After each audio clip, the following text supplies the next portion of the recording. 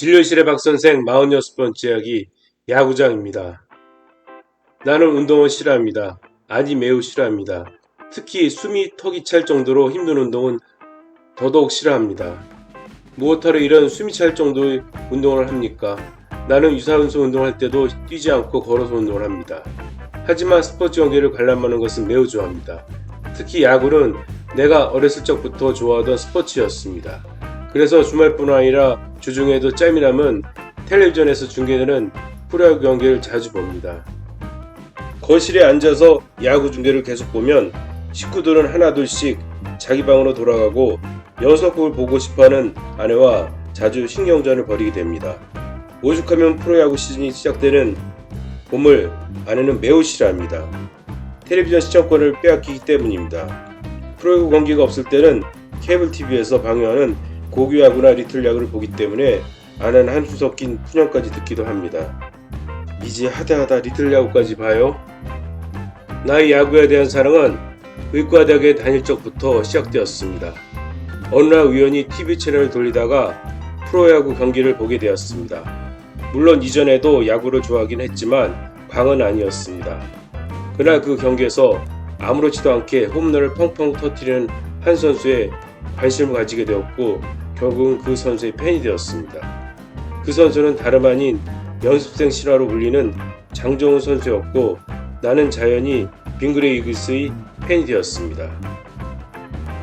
그 후에는 인턴 레이던트를 거치면서 일하기 바쁘고 잠자기 바빠서 야구 경기를 처음부터까지 볼 수 있는 기회가 적었지만 그래도 언제나 관심이 많았습니다.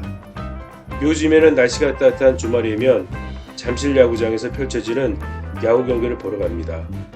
내가 원하는 팀이 한화 이글스이기 때문에 잠실에서 벌어지는 경기는 어웨이 경기인 관계로 한화 두산전, 한화 LG전이 1년에 몇 차례 되지 않습니다.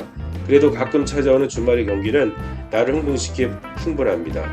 푸른 밤하늘과 그라운드의 잔디의 냄새를 맡으면서 함성을 지르고 응원을 하다 보면 스트레스가 저 멀리 날아갑니다. 그래서 어떨 때는 마약에 취한 듯이 야구장을 찾아가게 됩니다.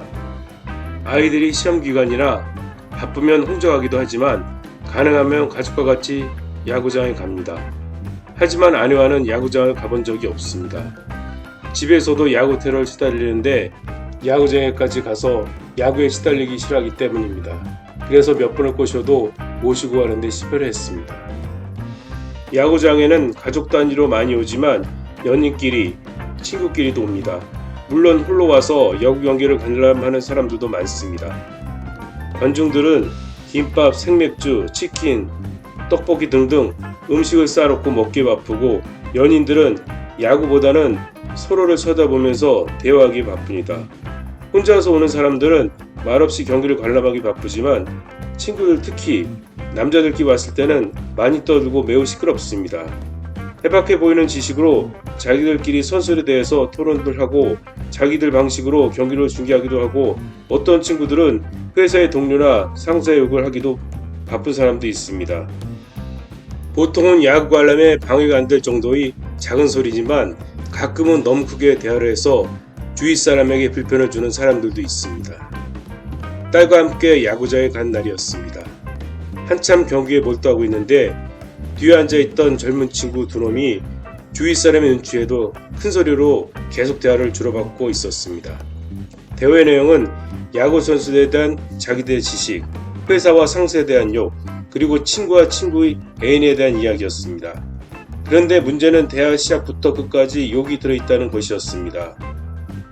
욕이 너무 많아서 모두 기억이 안 나지만 대화 문장에서 욕을 빼면 대화가 안 될 정도로 욕이 많이 들어있었습니다. 듣기에도 거북했습니다. 특히 딸이 옆에 있기 때문에 눈치가 더 보였습니다. 딸은 그들의 이야기를 듣고 있다가 나에게 귓속말로 말했습니다. 아빠, 뒷사람들 진짜 쓰레기 같아. 나는 웃으면서 고개를 끄덕거렸고 몇 번 쳐다보았으나 그 친구들은 아무것도 하지 않고 야구 경기가 끝날 때까지 끝까지 욕이 담긴 이야기를 했습니다. 아마 그들은 자신의 대화가 타인에게 기분이 나쁘게 하고 눈살을 찌푸게 하는지를 모르는 것 같았습니다.